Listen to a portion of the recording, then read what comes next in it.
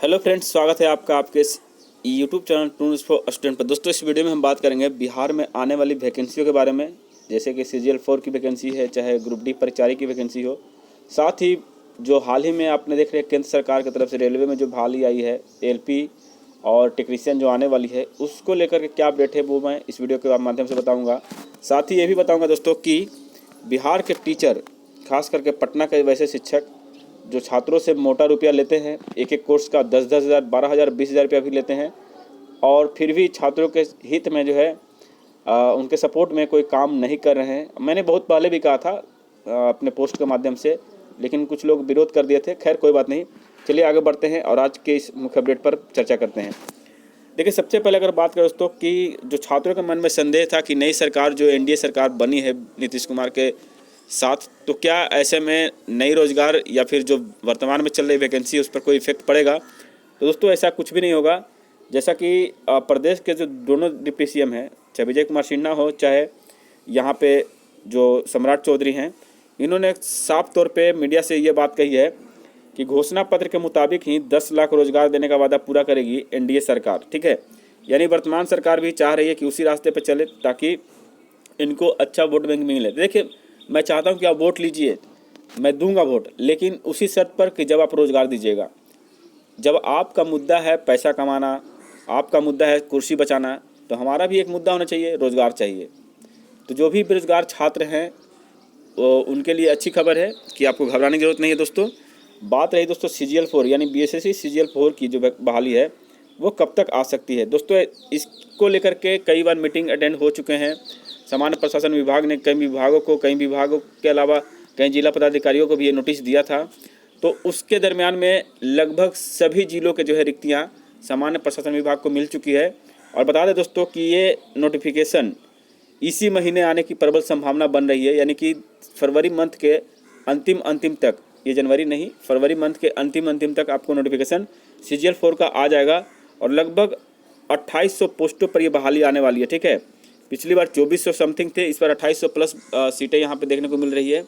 तो ये एक बड़ी अपडेट है। फिलहाल इसको मैं पूरी तरह से ऑफिशियल तो आपको नहीं कह सकता, लेकिन जो भी गुप्त सूत्रों के माध्यम से जो हवाले से पता चला है उसके अनुसार 2800 प्लस सीटें यहाँ पे आपको आएगी। और ये अधियाचना जो है बहुत जल्द ही BSSC के माध्यम से देखने को मिल सकती है। साथ ही आपको ये भी बता दें कि BSSC इंटर लेवल में भी एक अच्छी बढ़ोतरी होने वाली है, और इंटर लेवल में 3200 पोस्ट बढ़ने वाले हैं। अधिक पोस्ट नहीं है इस बार, मात्र 3200 पोस्ट ही इसमें ऐड होने वाले हैं, यानी कि 12,000 अभी है और 3200 ये जुड़ जाएंगे तो 15,000 समथिंग पोस्ट हो जाएंगे। ये आज की अपडेट है। वहीं अगर बात करें तो ग्रुप डी जो परिचारी की बहाली आने वाली है उसको लेकर के, देखिए उसको लेकर के बहुत सारे माध्यम से ये पता चलता कि 50,000 बहाली आ रही है, 40,000 बहाली आई। दोस्तों, ऐसा कुछ नहीं आने वाला है, क्योंकि अभी तक जो रिक्तियाँ आई है उसके हिसाब से मात्र 17,000 बहाली आ रही है। ठीक है, ये 17,000 बहाली विभिन्न जिलों से आई है रिक्तियाँ। टोटल मिलाकर के लगभग 8 या 9 अभी जिले बाकी रह गए हैं, और 28 से 29 जिलों से रिक्तियाँ आ चुकी है। ठीक है, तो आप निश्चिंत रहिए इसको लेकर के, इसकी भी बहाली आएगी। और इसकी बहाली आने में थोड़ा विलम्ब हो सकता है, हो सके तो मार्च में आए या फिर डायरेक्ट आपको फिर जो लोकसभा इलेक्शन है उसके बाद देखने को मिले, लेकिन ये बहाली आएगी। ठीक है, तो ये था BSSC से रिलेटेड अपडेट। अब हम बात करते हैं दोस्तों यहाँ पर रेलवे के बारे में। ठीक है, तो रेलवे के अगर बात करें दोस्तों, यहाँ पे पोस्ट तो अभी बढ़ा नहीं है, लेकिन कल जो छात्र लोग जो विरोध कर रहे थे अपने हक के लिए, ये विरोध एकदम जायज़ है। इसको हम नाजायज़ या फिर इसको हम गलत नहीं कर सकते हैं, क्योंकि वे संवैधानिक तरीके से शांतिपूर्ण मार्च निकाले थे। लेकिन उसमें हुड़दंग हुआ कैसे? तो उसमें हुड़दंग होने का मेन रीज़न है दोस्तों प्रशासन ही छात्रों को मजबूर कर देते हैं कि वो कोई आपत्तिजनक कदम उठा ले।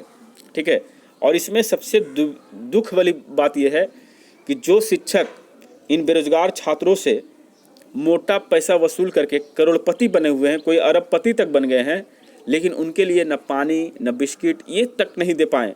अरे कम से कम बाहर निकल के सपोर्ट ही कर देते हैं, या फिर उनको समझा भी देते हैं कि हाँ विरोध नहीं करो, ये भी तो बोल सकते थे, लेकिन बाहर तक नहीं आए।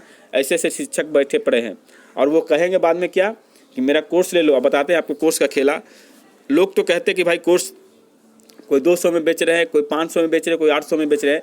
भाई एक बार असलियत में जाकर छात्रों से पूछिए, या फिर जो पढ़ते हैं वो जरूर जानते होंगे वहाँ पे किस तरह से कोर्स बेचा जाता है।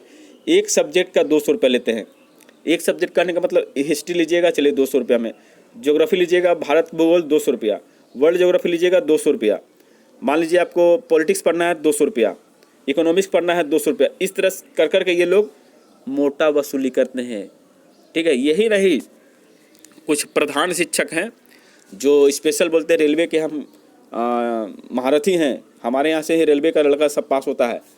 तो भाई मैं बता दूं, उनके पास मान लीजिए 30,000 स्टूडेंट ऑफलाइन बैच में पढ़ते हैं। अगर ये 30,000 में से 5600 जो बहाली आई है, क्या इसमें ये पूरा फुलफिल कर पाएंगे? गारंटी लेते हैं कि 30,000 में से 5600 ये भर देंगे?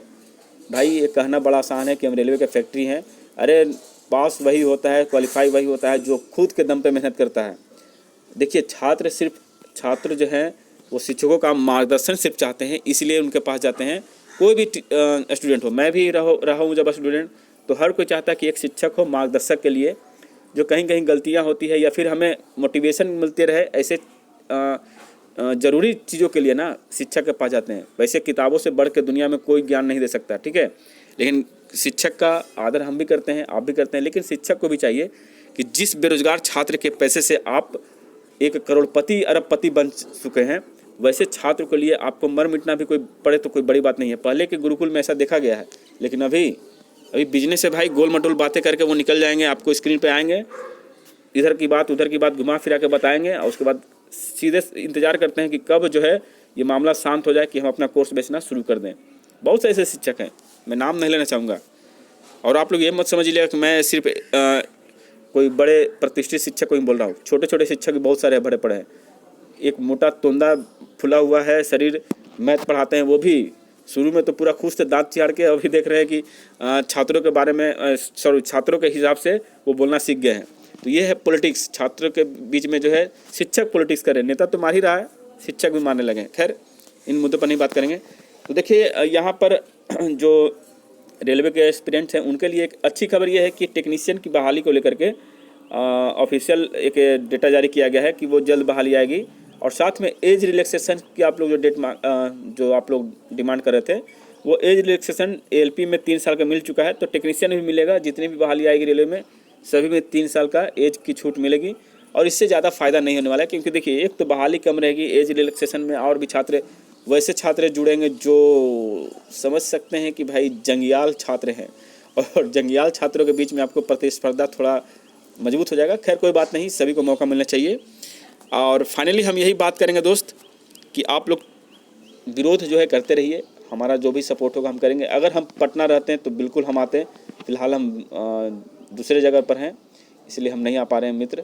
तो इसके लिए मुझे थोड़ा सा शर्म भी आ रहा है, बेकार भी लग रहा है। लेकिन हम लोग देखिए जॉब वाले हैं, तो हम लोग थोड़े बंधे रहते हैं सरकार के नीतियों से, तो इसी कारण से हम लोग खुल के विरोध तो कर नहीं पाते हैं। लेकिन हाँ, जो सरकारी नौकरी में नहीं है वैसे लोगों को इसमें शामिल होना ही चाहिए, क्योंकि उनकी अपनी डिमांड है। हम लोग भी 2022 में बहुत जोर तोड़ से जहानाबाद में अपना आंदोलन किए थे, रेल रोके थे हम लोग भी। 2022 के जो एनटीपीसी वैकेंसी आई थी और ग्रुप डी के जो वैकेंसी आई थी, तो उसमें हम लोग भी बहुत बढ़ चढ़ के सहयोग किए थे। लेकिन इस बार थोड़ा सा मुझे शर्म आ रहा है, ख़राब लग रहा है, लेकिन क्या करें, अब मेरी भी मजबूरी है भाई। चलिए कोई नहीं, आप लोग को हिम्मत हम बढ़ाते रहेंगे और अपने डिमांड को पूरी करते रहिए जब तक आपकी डिमांड पूरी नहीं हो जाती है। चलिए मिलते हैं नए वीडियो में, तब तक ले जय हिंद, जय भारत।